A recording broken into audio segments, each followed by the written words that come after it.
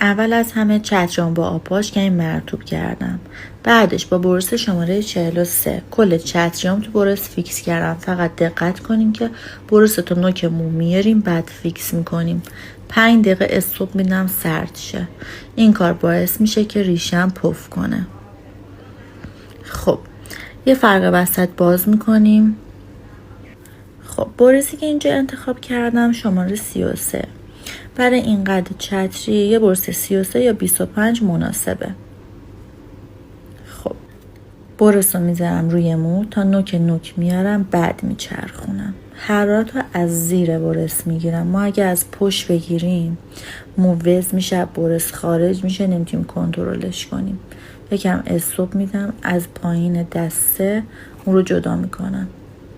اگه این تکنیک رو استفاده کنید دو طرف چتری قرینه در میاد. میبینی؟